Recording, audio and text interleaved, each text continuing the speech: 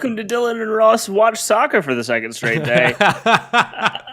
I am your host, as always, Dylan Sanders. I'm on Twitter at Dudley Sanders. Joining me today is my co-host, as always, Ross Jackson. You can find on Twitter at Ross Jackson. Nola, how you doing today, Ross? I'm great, Dylan. You know what I love? You love yourself some PK. PK! That's what I'm talking about. All right. And you're assumed to be right ahead of me. And kick? Did you see it? Did you see it? Okay, wait. I might be like, who was kicking for you? England or Harry Denmark? Kane. It's not to PKs yet. It's not to PKs yet. Oh. It was just a penalty kick. Oh. Okay, yeah, I saw. Okay, yeah, so he missed the PK and then immediately ran up and followed it in, and they're up 2-1. So good. So he missed the PK. We're in the 104th minute, missed the PK, and then immediately followed it back up with a goal. So good. Oh, that guy is pumped. See, this whole no shirt thing, just don't get it. Listen, I don't Ross, get why men rip their shirts off. Maybe you're just not European. Maybe you're just not European, Ross. Like some of us. But yeah, that is a whole thing. Okay, yeah, you're a little ahead of me because I'm just not seeing the shirtless man. Yeah. But that is definitely the go-to reaction. I don't understand it. Ross, is it coming home? Is what coming home? Is it coming home? Yes. Okay, good. Have you not heard everyone screaming "It's coming home" for the past 3 weeks? Nope. Oh, well, that's like the English saying, "It's coming home," meaning that the trophy's coming home. Oh. Which is funny because they haven't won anything since the 60s.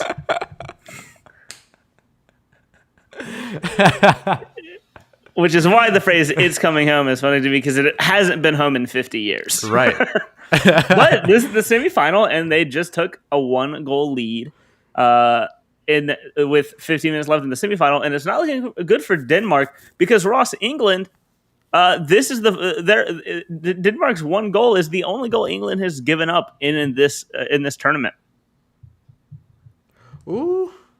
So England was Denmark was definitely really looking to get it to PKs. But they couldn't. It's 2-1 now, and it's not looking great for Denmark, to be real, Ross. Which is exciting for me because, like I said, my team from the beginning, ever since the good old days, since pre-1776, I've always been with England. Yeah, lifelong, lifelong England guy over here.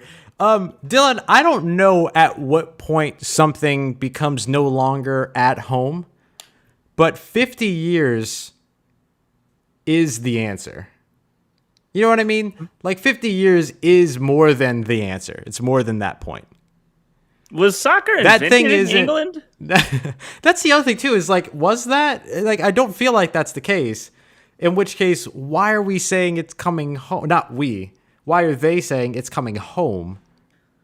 It was like if something has been gone. The game was invented in England. Oh, okay. All right. That makes a lot more sense. Because I was going to say, if something's been gone for 50 years, it moved. Yeah. You ain't home no more. But I guess if you created soccer, then sure, that makes sense. Yeah. So England, I'm going to dare to believe that they didn't actually create soccer, though. I'm going to dare say that at some point, somewhere, someone kicked something into something else. Yeah. Although the game of soccer has been around for more than 2,000 years, soccer as we know it today is traced back to England. So soccer was colonized by England. Soccer was colonized by England. Right. That's the real deal right there. Soccer got Nikola Tesla'd by England. I guess Benjamin Franklin by England. Yeah, I guess that's probably more accurate. Yeah. Hey, Dylan, what's the Wow. name of today's episode? Chris Paul. I mean, come on, man. Could you think of a better name for it? I Absolutely couldn't. not. Absolutely not. Tell me. So let's talk a little Chris Paul here. Let's talk a little. Let's just talk NBA Finals all together, really. But the Milwaukee Bucks finally do all the things that they could have been doing for a while, right? The rotating was good, switching was good, all these things that have been like around what Coach Bud hasn't done enough of. They did last night, and it doesn't seem like it mattered very much, even with Giannis playing. And of course, Giannis is playing still on a hyperextended knee. Like let's not get it twisted here, that just because he's out on the court that he's 100% healthy, right? So like obviously we have to understand that. But Chris Paul goes out, scores 30 plus. He steals the 20th rebound away from DeAndre Ayton, which is fantastic, by the way. DeAndre Ayton was asked in the post-game presser whether or not Chris Paul stole that last rebound from him, and he immediately was like, yeah, which was great. But DeAndre Ayton, a fantastic day, 20-plus points, dropped 6 of 7 free throws despite not making a free throw in any of the last like handful of games, and then also had 19 rebounds. And then Devin Booker comes out there and scores in the high 20s. I can't remember if it was 27 or 29, but humongous game from the Phoenix Suns on their way to the game 1 win in the finals. This went basically as you had hoped it would. Yeah. This game was awesome. Mainly because Chris Paul. I mean, come on, man. He was so much fun to watch. The game was so good. It was so good to watch from someone rooting for the Suns perspective. I will say I'm not about to be coming on here and saying that the series is over because the Suns won a game by 13 points. Right. I still think that they're going to split. Yeah. Split the homes. Yeah, they'll go 2-2, and then I think we get to game. I don't know. Maybe they both win their home games. Sure. Because it cannot be easy to win in the Valley right now. Yeah. No, not at all. This would not surprise me if it was a series that went all the way to 5. I mean, went all the way to 7, and nobody wins a road game. Yeah. But the Valley's going to be rocking. That's all I know. There's a definite home court advantage for the Phoenix Suns. Right. But I'm excited to see what what Milwaukee's like, because I can assure you it's not going to be quiet. Right. No, not at all. Not at all. I mean, fear the deer will be alive and well. No, I mean, I think you're spot on. Like, I don't think you can call this series over after the first game. It's not like I think it's fair to say that the Bucks got outplayed in this game, but they're not outclassed by any means, right? Like, this isn't going to just be a series in which the Phoenix Suns just walk away with it. But I still take the Phoenix Suns to win this series, but I think it's going to take 6, maybe 7 games, like we've discussed before. And we're all the better for it. We're all the better for it because we get to see this matchup continue, which has been a ton of fun so far already in terms of the early goings of it all. All right, Ross, and just for a heads up, we are to the second half of extra time. So we got 15 more minutes in this England-Denmark game. The winner plays Italy on Sunday for the European Cup. Should be a lot of fun. That I was gonna say I'm gonna go watch it at the Londoner, which is like the biggest like pub I know of locally. But fun fact about the Londoner, there's also a Londoner pub in Texas. Oh, Different people, and they had an agreement for years that all right, neither of us will both go by the Londoner. Neither of us are going to take the name rights. And then randomly, the Texas one went back on that and paid for the rights to the name and made the one here switch its name. So for a while, their name, while they were switching the name, was called the Pub on Sherwood, which is, I loved that. Yeah, that it's pub great. on Sherwood, that was a great name. It's not that anymore. It's the Smiling Dog, which is the name of the bar that was in the pub. Oh, okay. So Sure. they just named the whole restaurant that. Yeah. Great burgers, $5 burger Tuesdays, but they're like gourmet burgers. Ooh, so good. Let me some Smiling Dog. I haven't been since it was the Smiling Dog. There you go. Do people still colloquially, just like near and around, still call it the Londoner? Oh, 100%. That's good. They deserve that. Well, what a stupid thing to do to go back on your word like that. Like, it's obviously not in... Who would do something like that? Yeah. I'm looking at you, NPR. I will forever have beef with NPR. For real. They won't have beef with me because they don't know who I am. But I will unless have you start a show called All Dylan Considered. all Dylan's Considered. Yeah, all Dylan's considered. All blank considered. Yeah. They haven't come up with a show with that name yet, so I still don't see the point. Nope. But whatever. NPR Bothering me.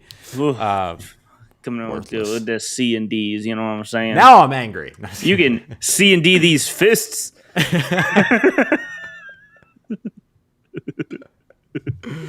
Oh, jeez. Man. Well, Ross, I want to get into my favorite thing from Twitter Yeah, let's do it. because it's quite absurd. Yeah. So a couple months ago, I went to the Mall of Louisiana. This is my favorite thing for Twitter too. I went to the Mall of Louisiana a couple months ago, and then half of the mall was shut down. I was like, "Why is it shut down?" And someone that worked there was like, "Oh, they're building an aquarium." And my first thought was, "Oh, well, this is going to go poorly," because why would you build an aquarium inside of a mall? Name one good reason, Ross. Name one good reason. Seeing the fishes. Yeah, there's a whole lot of empty spaces and empty lots in the building right outside the mall. There's like a shopping center outside the mall that they could have taken advantage of. Oh, I see. But alas, they didn't, and they built it inside the mall. And then yesterday, I'll let the news explain what happened because I liked this news broadcast. Yeah, and shout out to local news coverage, by the way. Very necessary.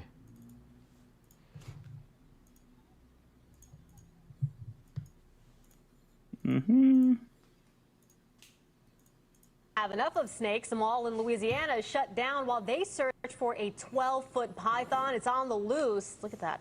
The Blue Zoo inside the Baton Rouge Mall says they think the snake is somewhere in the store's ceiling. Right now, zoo officials say they don't know how Kara, that's the Burmese python, how it escaped in the first place. Now, the fortunate thing is it's not venomous, but it'll wrap around you and squeeze the dickens out of you.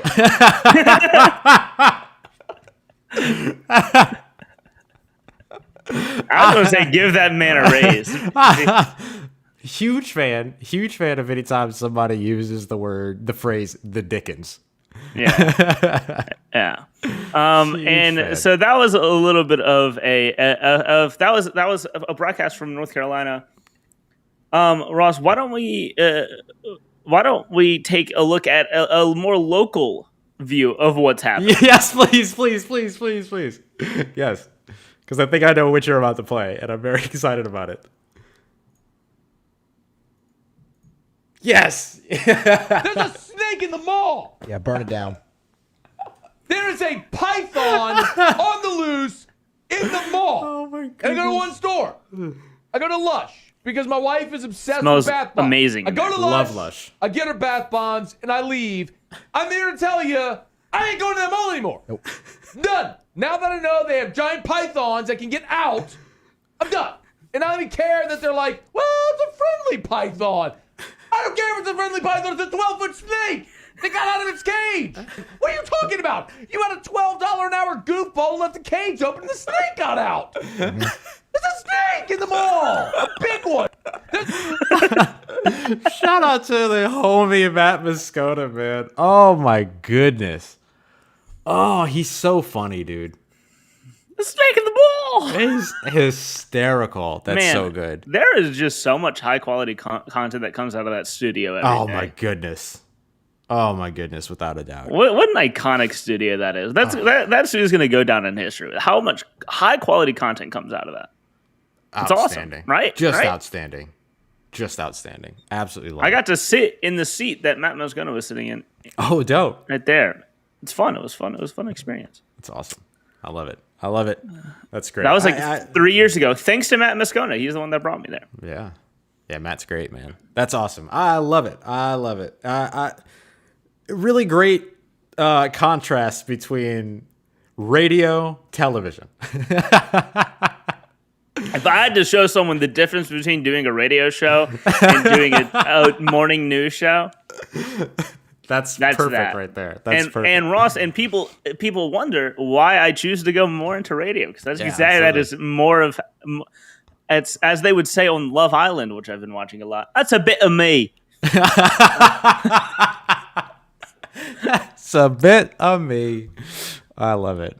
Ross, what do you have here? So I have a local news story that was published by our good friends, one of the techno stations in Huntsville, Alabama. Now, we've shared our love for AAA and minor league baseball team names. And the lower third on this photo that Mo Carter, who's a sports director over at Huntsville, tweeted out is just phenomenal. And it made my day seeing this. You can go ahead and bring it up and I'll read it out. Biscuits versus Trash Pandas. That's so good. I love it because here's the reason why this is so great. WZDX in Huntsville, Alabama do a great job covering AAA HBCU. They do awesome work. And this is, we were just talking about how buttoned up local television can be. Mm-hmm. If you're covering AAA teams, they're so quintessentially counterintuitive to exactly that idea because of the name of their teams. Mm-hmm. Because you're forced to talk about how the Biscuits demolished the Trash Pandas. So good. For instance. It's so good. Yeah, I absolutely love it. Absolutely love it. And you'll notice right here, the Rocket City Trash Pandas tagged have now lost 8 of their last 10 games after surrendering 5 runs in a 9th inning to Montgomery. Mm-hmm. So safe to say Trash Pandas might be a little bit appropriate right now. Check out the highlights from Monday's series opener with the Biscuits. It's so good. It's so fantastic because it sounds like you're insulting the Rocket City team. Oh, 100%. You know what I mean? It sounds like you're insulting the Hunts team. The Rocket City like Trash Pandas. It's like they're called. It feels like they're called the Pandas, Right. but then now you're just being mean to them. Exactly. And then what a great sentence is, check out the highlights from Monday's series opener with the Biscuits. Yeah, that's so good. It's just so good. Fantastic. One more thing before we go to break, I want to talk while we're on this while we're on our Twitter segment. I want to play a video that I just it's just absurd to me. And I know you've had to have seen that at some point, but it's a baseball clip. But do you remember the how big of a meme? And we talked about it on the show whenever it happened, of the Reds announcer apologizing, and in the middle of this announcement, hitting a home. Nick Castellanos hit a home run into left center field, and it interrupted it, and it created for one of my favorite bits of audio of all time. Yeah. But this time, during this broadcast, let's talk about and share this in memoriam segment. Oh no. Let's see. Well, we're going to tell you about a great man, and it's a loss for the Royals family. This is George Gorman, who passed away at the age of 96. He served our country in World War II. He went to the University of Kansas, and so did his son, Pat Gorman, who's been working for the Royals in the clubhouse for 26 years. Wow. And that was Pat's father. Well, that's a great life. 96 years. And Pat, just like his dad, went to KU. He also went to Bishop Ward High School. There's a drive into deep left center field, and there's never a great time to eulogize someone during the broadcast, so we apologize. Well, we're going to tell you about a great man. Once again, Ross. Once again, Nick Castellanos. Oh, It was the same man. Nick Castellanos, the just absolute. It begs the question: if you could insert a Nick Castellanos home run into any moment in U.S. history, what would it be? Ooh. Immediately, people went into one of the darker ones. Oh yeah, I don't want to go dark. No, we don't need to go dark. We don't need to go dark. I think that I would say Rachel Nichols' apology, but I think it was too short. The ball wouldn't have left the field. I've gotten left the field at all. I don't know. What would be a good one? I don't know, man. I've been thinking about this. There's so many good options. It's hard to pick one. And you have to pick something that is like U.S. history, right? Like something that is. Yeah. Or like world history, but like something that's historic, not like a tribute to something that happened locally. Because I think it would be funny for that to happen like while they're like shouting out a kid for winning the local spelling bee or something like that. One of the things that came to my mind, Ross, was Barack Obama saying how we killed Osama bin Laden in U.S. history. But Ross, I remembered how I found out about that was because of John Cena. During a WWE pay-per-view, he came out and shared the news to everybody. That's right. I forgot about that. And so we already had that happen. That's right. I forgot about that. Oh, man. What year was that in? How old was I? 14-year-old Dylan? 13-year-old Dylan has never felt more patriotic than John Cena coming out here. Man. What a time. What a time. Yeah. But Ross, you want to go to break real quick and we can come back and talk about some other stuff, some other fun stuff that's going on? Yeah, absolutely. We'll be back here in just a moment as we continue on with today's episode of Dylan Ross Hey Sports. See you in a sec. All right, on break. Ooh, Denmark's running out of time. Ross, did you see the video of Shohei Ohtani hitting a home run in Japan? No. Oh my. Okay, well this is going to be our bonus Twitter break content because holy cow, this is also one of my favorite videos. There's been a good couple days of Twitter. I got to find it. Well, first off, let's start off the Twitter break segment by sharing this audio of Mark Sanchez. Okay. In his office at LSU, and he handed me some 30-pound dumbbells, and he's got this rack of weights in his office. And he said, "Hey, let's get a little arm work in. Come on now. Hey, don't forget the shoulders now. Don't forget those shoulders." And I'm like, "Oh my God." He said, "Hey, how your daddy doing? Is he still fighting them fires out there? Man, you're a tough son of a bitch now." That's the best origin. That's really good. Is that not the best Coach O you've ever heard? That's really good. Shout out to Colin Cowherd, by the way. Like that I've never done mine. I like mine. I've never done my Coach O because I usually just he's hanging out at the house, so I just let him come through. He just comes through. Yeah. Ross, so this is a home run. I'll try and narrate what's happening because it is in Japanese. Okay. So this is during the middle of a game.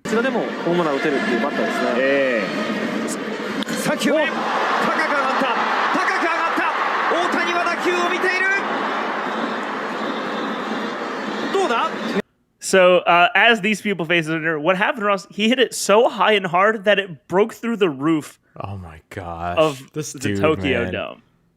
This dude. Look at this man's face. Pure confusion because no one really knew what to do. It's absurd. That's incredible. And he crushed it. Oh my gosh. Yeah, it like broke through like right there. That's incredible. That's amazing. I had not seen that. I had not seen And Ross, that man is competing in the home run derby, and I could not be more excited. I love it. I'm very excited about this.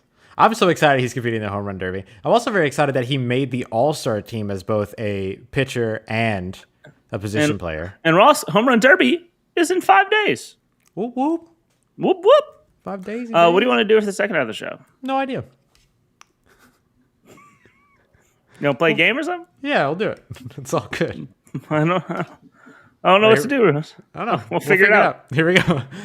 All right, everybody. We are back. Dylan and Ross Save Sports. Full press coverage, Full Press Radio Network. Dylan, let's start with some NFL news real quick because I'm curious to get your opinion on this. Yesterday, the agent of wide receiver N'Keal Harry, who was a former Arizona State Sun Devil. We love us some Sun Devil wide receivers, right? N'Keal Harry, Brandon Ayuk, oh my gosh, Frank. What is his last name? Oh, he signed with the Falcons. Darby. It doesn't matter. Darby, thank you. But England has won. Whoop, England whoop. has sealed their victory over Denmark 2-1 and will be advancing. N'Keal Harry, who was drafted in the first round 2019 NFL draft, he and his agent have requested a trade from the New England Patriots. And a lot of folks are really, really down on him because over the course of his 21 games that he played over those 2 seasons, 44 catches, 414 yards, 4 touchdowns, or 45 catches, 414 yards, 4 touchdowns. So it hasn't really panned out in terms of what he did at the collegiate level. What do you take from it? Do you think that he could fit in elsewhere?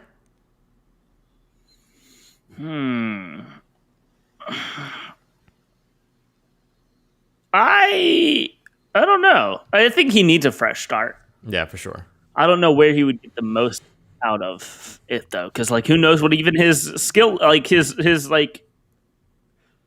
skill level is, or what he's good at right now, because he's he hasn't really shown anything in New England. Right. And so a couple of teams that I think we could talk about just sort of creating some framework for where he could end up. Washington football team. Houston Texans is definitely one. Harry. I mean, the Packers, maybe. Packers could be a good one. And then I've entertained the idea of the New Orleans Saints because I think it would be actually a pretty good fit for him. But out of those teams, and you look at what's so special about it, if you take away the Houston Texans, all 3 of those other teams where he does make sense, he wouldn't be the number 1 option, which is kind of what he's been forced to be in New England. And I think maybe that's where it could benefit from. That's where he could benefit is being in a system to where he's the 3rd or 4th option, honestly. Mm-hmm. Or at least even a specialist, right? He's 6'4", 230 pounds. Utilize him in the red zone. Yeah. I don't know. I think he'll be good somewhere. I think he still has still has the ability to become a really good number 2 option. Mm-hmm. Like a Jarvis Landry type. Yeah. He's got pretty solid hands. He's only got 2 drops over the course of his 2-year career thus far. Everything. And, I think you could look at his 2 catch drops on 5 targets. Right. I think you could look at his catch percentage and maybe feel a little weird about it because I think it's just over 50%. I think he's got 80-something career targets. But you also have to remember that, part of that was with a struggling Cam Newton and at one point Jared Stidham as well. Come on, Jerry Stid. Jerry Stid. Yeah. I'm really excited for this. I'm really excited for this England-Italy final. Sorry to take away from the NFL talk, but no, I'm just excited for it. I think it's gonna be a lot of fun. I've been having a lot of fun with this European Championship. That's good. Tonight, Ross, Game 5, Tampa Bay versus the Canadians. Are they taking it home? Yes. Tampa Bay's ending it tonight. Tampa Bay walks away champions tonight. Tampa Bay, it's coming home, Tampa Bay. It's coming home. They can say that, yeah, because they won last year. So it's just staying. It's staying home, I guess you could say. Yeah. And that's the key part of home. It's where you are. Not where you were 50 years ago. England. Yeah, England. Weirdos. Not where you stole it from. European Championship. It's gonna take me a while to get used to everybody. Like all of these places. Like it's still the 2020 European Championship. I don't know why we keep doing that. Can we just change it? Can we just like call it a different? I don't want to keep thinking about that year. Right. This is 2021 now. Let's move on. Let's go. Let's leave. It's the 2021 Olympics. It's the 2021 English tournament. Like, there's no reason for this. Stop it. The winners of the 2016 European Championship was Portugal. And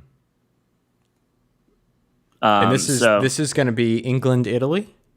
England, Italy. Yeah. I wonder what the last time someone won. I wonder what the last time someone won. Also, where's the final taking place? It's going to be taking place in London. Oh, Dylan, this is Wembley Stadium. This is what you love. People winning championships at home. Yeah, but I gotta be real. With no dog in the fight from a country perspective, it'd be kind of fun to see Italy beat London and keep them from bringing it home. It'd be kind of funny. At home. Right. It'd be kind of good. But, Italy, because Italy also hasn't lost in 33 matches. Oh, right. England's going to be playing the final. They've only given up one goal in the tournament. Wow. That was it. That was today. Yeah, that was today. That was the first goal they'd given up in the tournament. So this could be a good matchup, Ross. You know what? Dare I say it? You might be getting PKs for the European Championship. Did you say PKs? Yeah. Dylan. I think I know your favorite hockey player, Ross. Who? PK Subban. Probably. Plays for the New Jersey Devils. Is he really good in shootouts? Well, his name's PK. So It'd be weird if he wasn't. He's got a great name. Pernell Carl Sylvester Subban. Definitely my favorite player. Without a doubt. In fact, lifelong fan. Lifelong fan of PK Subban. He plays for the Nashville Predators. No, he plays for the New Jersey Devils. Yeah. He used to play for the Predators. I remember that. Oh, back whenever you were friends. Yep. You're lifelong well, fan. not friends, but that's what I meant. You know what I meant to say. Yeah. Well, I'm just saying. He is part of the ownership for Angel City FC, the Los Angeles-based National Women's Soccer League team, which is great, by the way. Which you already knew. I did know that. I did know that. And he is married to Lindsey Vonn. Do you know who Lindsey Vonn is? Yep. Are you lying? Nope. Yep. You don't know who Lindsey Vonn is? The name doesn't ring a bell. You know I'm terrible with names. She's a skier. Oh, okay. Olympic skier. Yeah, Winter Olympics isn't really my jam. Winter Olympics not so much my thing. Love Summer Olympics. Not so much my thing, Winter Olympics. I mean, but someone gets 8 medals. They're pretty good. Ross. Oh yeah, I'm sure she's very good. I just you gonna tell me you don't know who Shaun White is? Nope. You don't know who Shaun White is? Nope. Wow. I mean, I could put 2 and 2 together and guess that he too is an Olympic skier. Nope. But okay, she too is an Olympic skier. Olympic snowboarder. Oh, okay. Yeah, Winter Olympics not really my thing, man. He was a skateboarder. I know. Shaun White. Shout out to Shaun White. He was one of the biggest athletes. I'm not shouting people out on the show anymore. Why, Ross? Yeah, I don't know. I didn't know. I had no idea who Shaun White was. So that's wild. Winter Olympics just not my thing. That's weird. Yeah. Professional snowboarder, skateboarder, and musician. I'm gonna go on a limb and say he's probably not that great of a musician.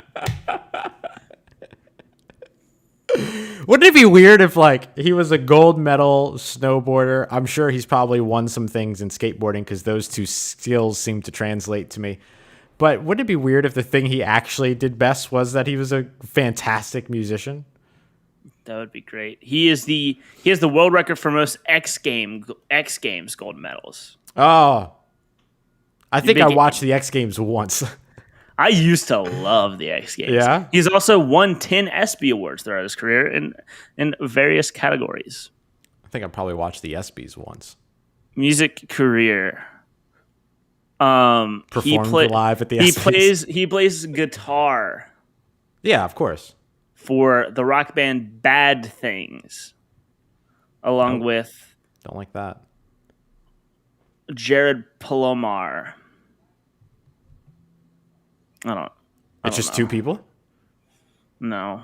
Oh, okay. Yeah, I don't know. X Games weren't really I never really got into X Games. I really got into Winter Olympics. He is. Let's see. You might know him from this, Ross. White appeared on the January 16, 2011 episode of Extreme Makeover Home Edition. And helped redesign a room for an 8-year-old boy. Yeah, episode 83. I remember that. Duh, okay, yeah, now we know. Now we know. it's all coming together. He also appeared in 1999's together. Cool Borders 4, and I don't care to look at the genre of that film. What you doing, Ross? What you up to? What you up to tonight? Catching up with a dear friend that I haven't spoken to in a long time. So look Megan? forward to that. Nope. She lives here.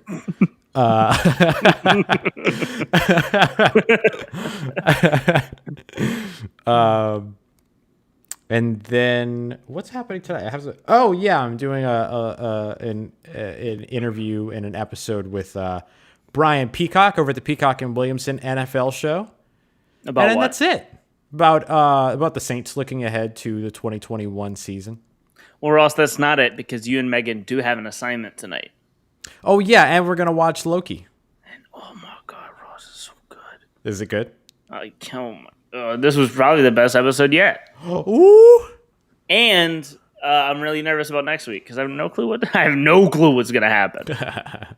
But whatever does happen will have very big implications on the rest of Marvel. So it was a good one. It was a good one. Tonight, Ross, I'm watching Big Brother. First episode of Big Brother this season. Oh, here we go. Oh, this means we're gonna have to start getting Maddie back on. Oh yeah. Well, we'll have to see if this season's good or not. Last season was crucially boring, and we both stopped watching. Yeah. And then I know there's a new series of The Bachelor happening at the moment, right? Or Bachelorette. Some part of the series is happening again. Bachelorette. Everyone's talking about it on Twitter, so that's usually how I keep up with it. I don't really watch The Bachelor. I can't really get into The Bachelorette. I don't know why. Bachelorette's weird. Bachelor is weird. Love Island's kind of weird this season. I do watch Love Island. That is a guilty pleasure of mine. And it is just... It's weird this season because nobody really likes each other. So there's no real drama or anything like that. More like Hate Island. Got him. Bam. Ross, I'm excited. I'm excited for the next couple days, next couple weeks. There's a lot, and then college football, which we talked about a lot yesterday. Yeah. So we don't need to go that deep into it. But I'm excited about everything that's coming up. Do you have an event you're looking forward to? We get is it the NHL draft this weekend? Huh. Thanks, Gareth. Appreciate that. Thank you, Gareth.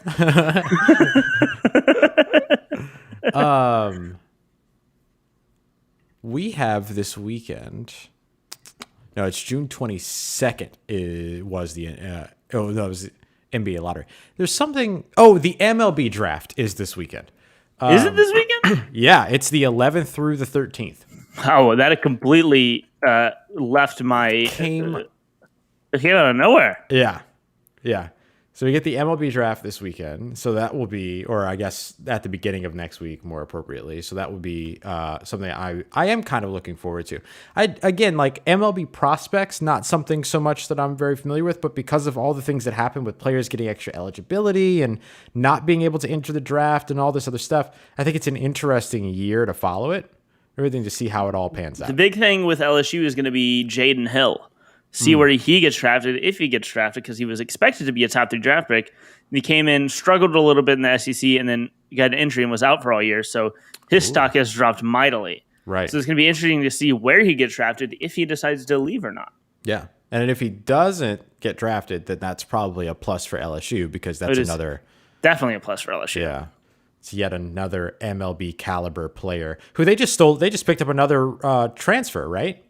Yes, Jacob Berry. From Arizona. Jacob Berry, who is going to be an insane hitter for LSU this year. So that's just, another one. LSU is really going back to gorilla ball, and I cannot be more excited about it. Even down to the coach, right? His goal is gorilla ball. He grew up watching in his early coaching career. He grew up watching LSU's gorilla ball. So that's where we're really heading to, and I cannot wait for it. Because you know what, gorilla ball is a lot of fun to watch. Yeah, that's my favorite. I like baseball when home runs are being hit. I like baseball when home runs are being hit and people being thrown out from the outfield. You know what that requires? Both those things, hitting. Both of those things require hitting. And so I'm a big fan of both of those things. Ross, PFF ranked the top 20 college football head coaches. Ooh. Where do you think Coach Ed Orgeron landed on this list? Not. After again having the season where he beat like 8 top 10 teams. It felt like. You're right, he's not on the list. Yeah, I was just saying my bet is that he's not on the list at all. He's not. There is a Louisiana coach, Billy Napier. Shout out Billy Napier. I'm glad Billy Napier is getting his love. He is ranked 20th ahead of PJ Fleck. Old Raging Cajuns. What'd you call me? I called you a Raging Cajun. I'm trying to see if there are any big. I thought we were past Jimbo Fisher, but no, he's ranked 13th. No. He's ranked 13th. Now with that contract. Yeah. Did Luke Fickell make the list? Cincinnati head coach? Luke Fickell certainly deserves to be there. Made the list at number 15. Nice. Right behind Mark Stoops at Kentucky. Nice. Yeah, I'll take that. Mark Stoops, interesting that he's. I don't know if I'd still have him up at 14, but yeah. What's the Iowa State coach's name? Matt Campbell. Yeah. Is he on this list? He might not be on this list. He better be top 10. No, yeah, he's number 7. Yeah, we love it. Tight ends that block downfield. Here's an interesting one, Ross. Does Kirby Smart deserve to be at 3?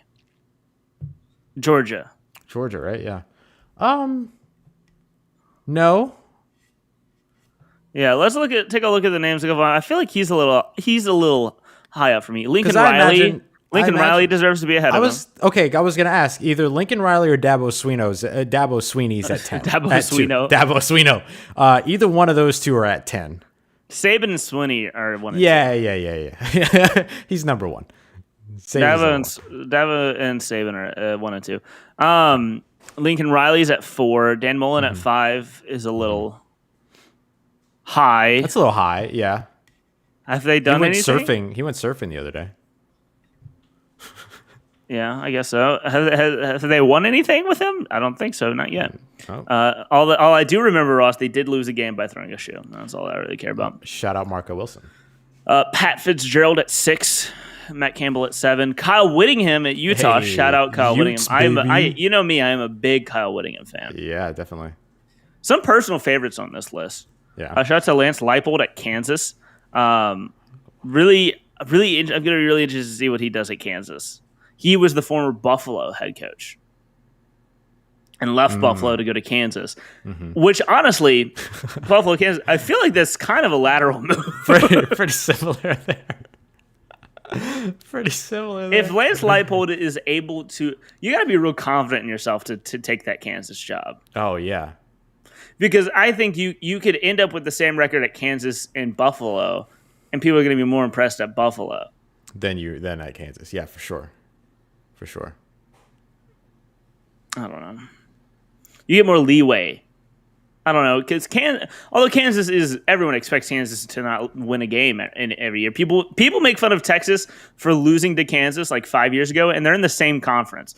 So it really makes no sense to me.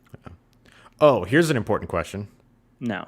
Did Chadwell make the list?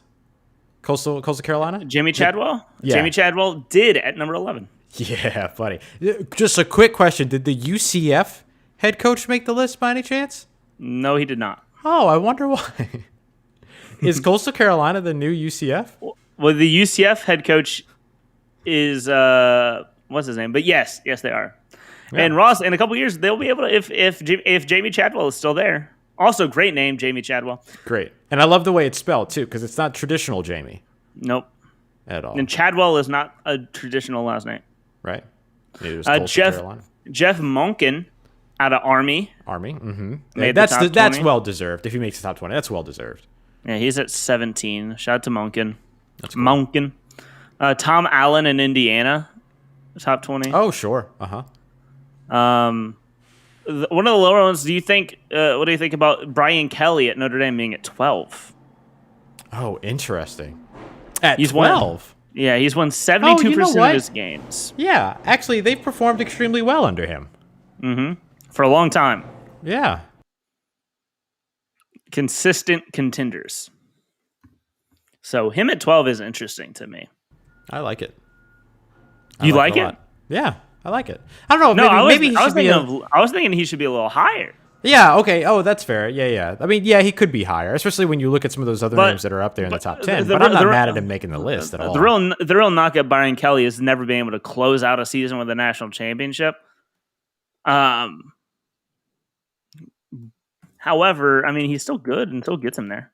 Yeah, definitely. I mean, he has done more with that team than what Dan Mullen has done with Florida, and he's at number 5. To be fair, he has had longer. Yeah, but he's also sustained success over a longer period of time. I mean, he has had longer, but you can say, oh, yeah, he's had longer, so he's had opportunities to sell in. But you can also say he's had longer, which means he's had more opportunities to not be good at all. But he's sustained success. So I would value sustained success with maybe an inability to, reach that. Would you Would you rather have your head coach overall record be 98-54 or 252-96? I mean, probably 252-96. That's Brian Kelly for you. Know what I mean? But the reason they list for having Dan Mullen so high is that they in year one they had the 20. They were 20. They went from 120th in offense to having a top 30 the last 3 years in offense, which is good. But 5th best coach in college football, right? I don't know. Yeah. All right, Ross, we'll take us out for the day. You got to run. Absolutely. So we will be back tomorrow, 5 p.m. Eastern time. Dylan Ross Day Sports for Dylan Sanders at Dilly Sanders on Twitter. I'm Ross Jackson at Ross Jackson Nola. We'll see you tomorrow here on Full